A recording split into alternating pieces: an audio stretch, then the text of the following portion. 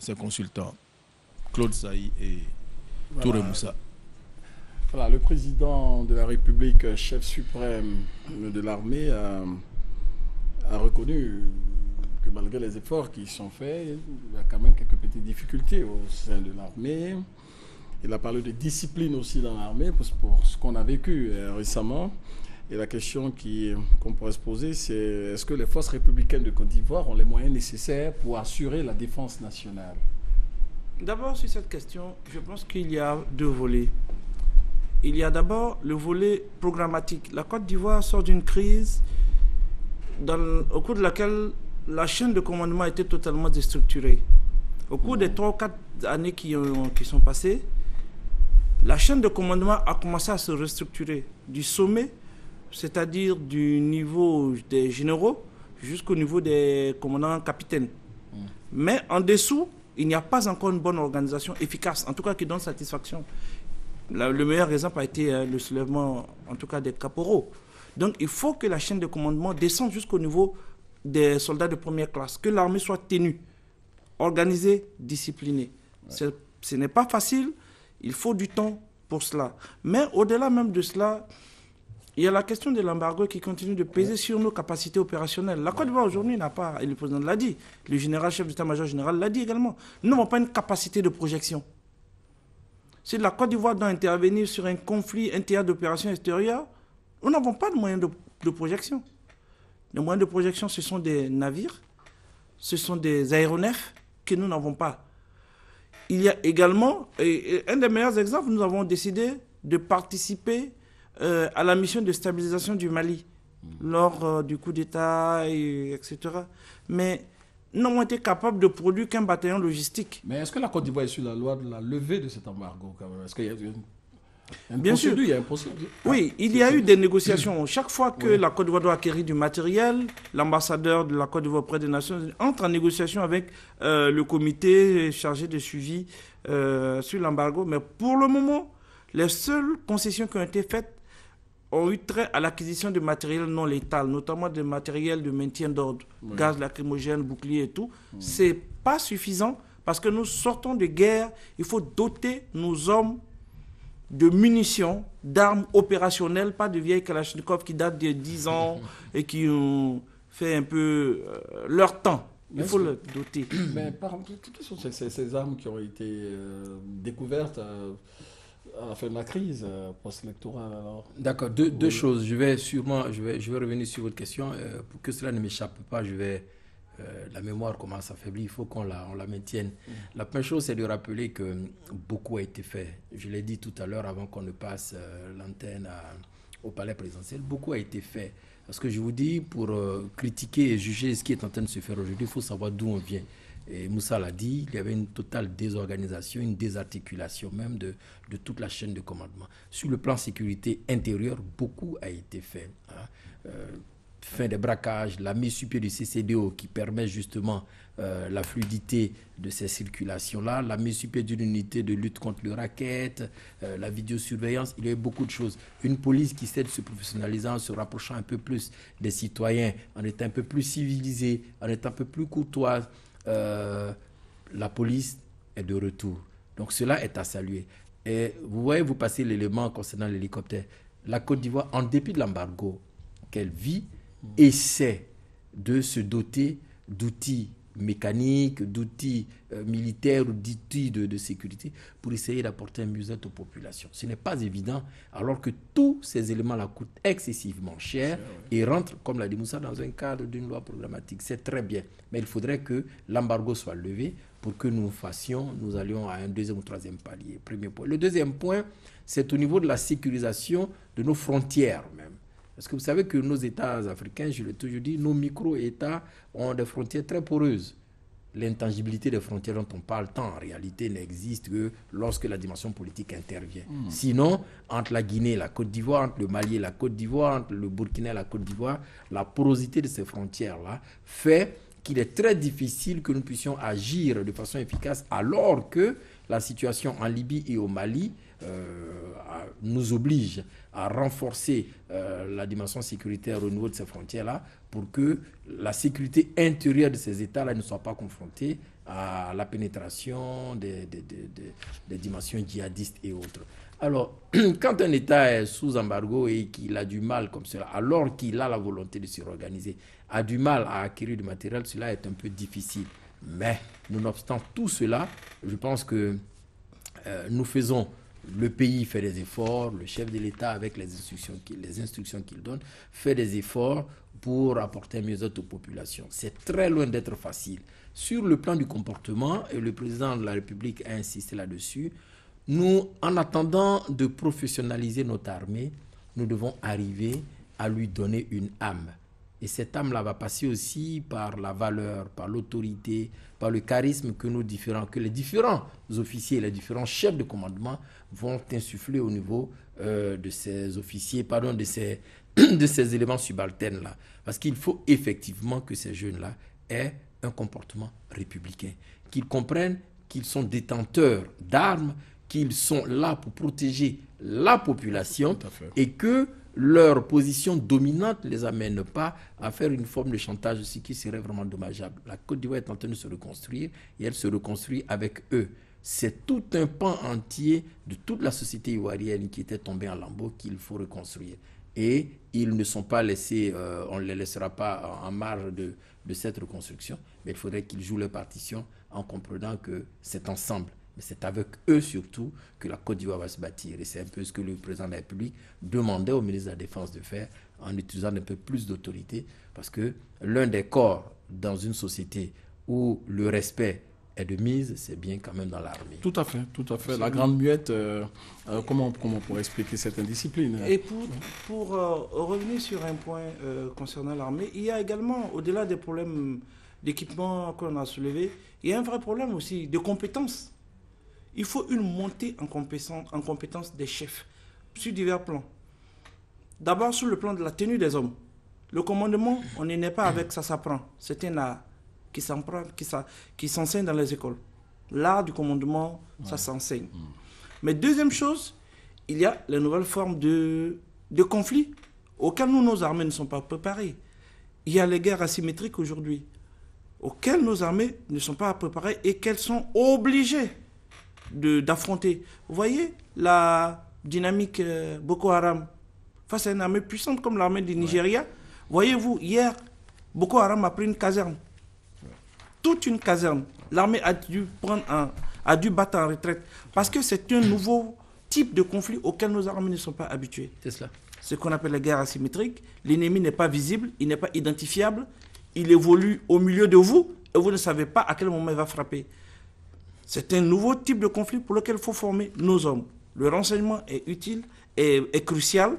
Et donc pour cela, il faut se doter en matériel de renseignement, matériel humain, matériel électronique, les drones, les satellites, le renseignement humain. Il faut ensuite mettre en place, dans les écoles militaires, la stratégie, je veux dire, apprendre, comme le font très bien les Américains, les Israéliens et de plus en plus les Kenyans, comment fonctionne la mécanique terroriste, comment fonctionne un groupe terroriste, comment fonctionnent les réseaux terroristes, comment infiltrer les réseaux terroristes et essayer de les endiguer depuis l'intérieur. Nous n'avons pas cette compétence, il nous faut l'acquérir. C'est bien, aujourd'hui, nous allons de moins en moins vers les conflits entre pays.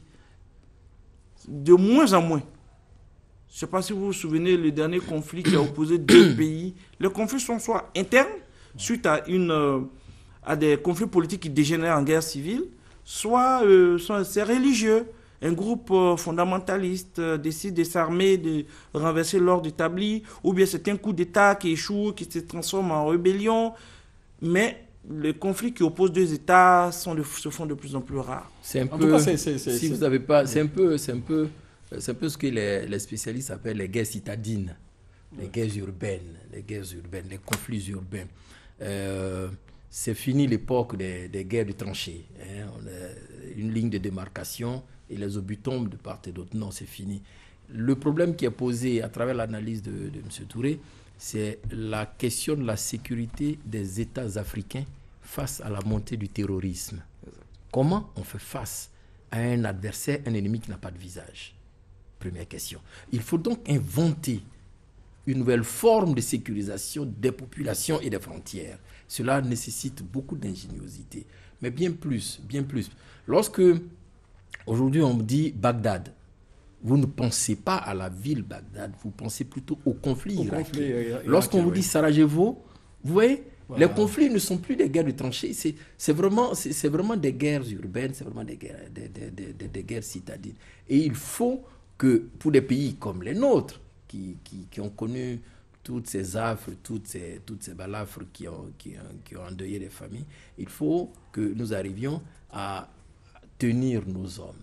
Et que ces jeunes qui entrent dans l'armée, qui vont porter des armes et qui vont porter la tenue au prix de leur vie et de leur sang pour sécuriser nos États, doivent comprendre qu'ils sont des agents de développement. Mais justement, c'est pour ça que, sachant que c'est, la sécurité pour tous est l'une des priorités du chef de l'État, y a-t-il, par exemple, au niveau du ministère, par exemple, de la sécurité, une politique de formation, de renforcement des capacités et tout? Ah oui. Non, ce sont des choses qui se font. C'est systématique. Je vous dis que la police aujourd'hui est en train d'atteindre une forme de professionnalisation très proche, très courtoise des populations. Mais à côté, il y a différentes unités en fonction des spécialisations et en fonction du grand banditisme qui se lève. Donc, ce sont des choses qui se font. Il y a un point que le président de la République a évoqué tout à l'heure, c'est le corps des pompiers civils. Oui. Ça vient avec l'ONPC, l'Office national de la protection civile. Ce sont des corps qui existent, une unité de lutte contre les rackets. On a essayé de diversifier toutes ces unités-là pour permettre à la population de vivre dans la quiétude. Le président de la République a évoqué la question des microbes, mais qui n'est pas un phénomène spécifiquement ivoirien. Souvenez-vous, il y a seulement 2-3 semaines, là en France, il y avait le phénomène des clowns agresseurs. Des personnes qui se déguisent en des clowns, nous parlons de la France, qui se déguisent en des clowns et qui attaquent impunément des personnes. Il y a une forme de dérégularisation, une forme de dégénérescence même de la société. C'est bien ce que je voulais dire. Parce que la société commence à peine ses repères. Je ne parle pas de la Côte d'Ivoire. Je ne parle pas de notre seul pays. Nos États commencent à ne plus avoir de repères. Et ces jeunes-là qui n'ont pas de repères, qui n'ont pas de référence, qui ne savent pas où aller, qui ne savent pas quoi faire, se rendent utiles eux-mêmes en devenant très dangereux pour l'autre.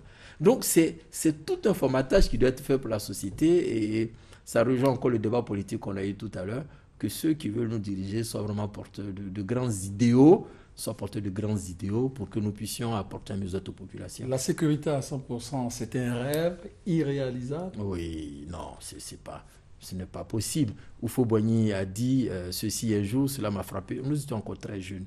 Il a pris l'exemple du président Kennedy. Il a dit, mon Dieu, si le président Kennedy, avec toute la garde rapprochée qu'il a pu subir le sort qu'il a connu, mais nous autres, qu'allons-nous devenir? On parle de celui qui gouvernait l'État le plus puissant militairement, économiquement du monde. Et c'est Oufo-Boigny qui le dit. Non, la sécurité zéro n'existe pas. Nous sommes des êtres humains avec nos faiblesses, nos insuffisances. Et puis, souvenez-vous quand même que dans chacun de ces États, il y a des personnes qui n'ont plus de repères, qui n'existent que par rapport à tous ces petits braquages, qui n'ont pas compris que le travail, se mettre à la disposition de l'autre sont des choses très importantes, qui pensent que les raccourcis, c'est attaquer, c'est ouvrir l'abdomen de l'autre, lui voler le portable. En fait, ça ne tient qu'à des petites choses, mais c'est des petites âmes qu'il faut aider à grandir. Il faut aider ces âmes-là à progresser. Sinon, nous mettrons tous en retard parce que nous sommes en train de régler des choses sans importance comme cela. Et en plus de ce que Claude a dit, moi je citerai un petit exemple avant de revenir au cœur. En Israël, l'un des États les plus policiers du monde, où le renseignement est quasiment une culture nationale, où le service militaire est obligatoire, un extrémiste du nom de Yigal Amir a réussi à approcher le Premier ministre Isaac Rabin et à lui loger une balle en plein cœur. Dans l'État le plus policier au monde. Donc la sécurité zéro, la sécurité à 100%, non. Ça n'existe pas. Mais au-delà de ces constats, la sécurité dépend non pas seulement de l'équipement que nous allons donner à nos hommes, non pas seulement de l'entraînement que nous allons donner à nos hommes, non pas seulement du renseignement que nous allons mettre en place. La sécurité dépend d'abord et avant tout du niveau de développement économique du pays.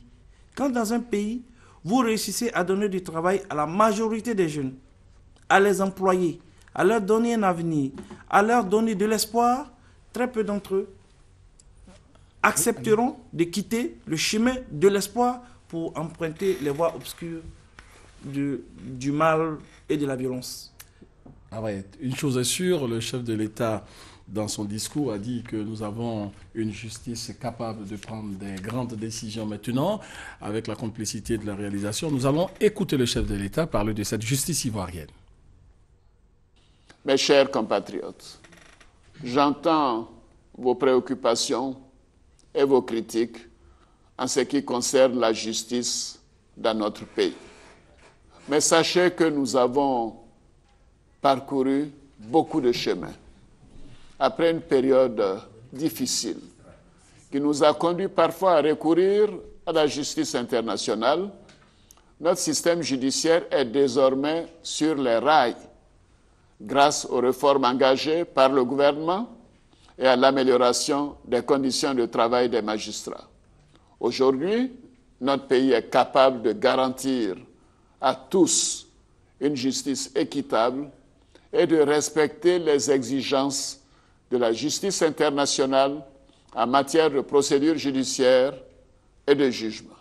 D'ailleurs, le démarrage des procès dans le cadre des affaires liées à la crise post-électorale nous permettra, une fois que justice sera rendue pour tous les concernés, y compris les personnes incriminées par la Commission nationale d'enquête, de clore définitivement ce douloureux chapitre de l'histoire de notre pays et de consolider la réconciliation. Vous appuyez les propos du chef de l'État. Ben oui. Un mot très fort, fermer cette douloureuse parenthèse, ouais. Il l'a dit.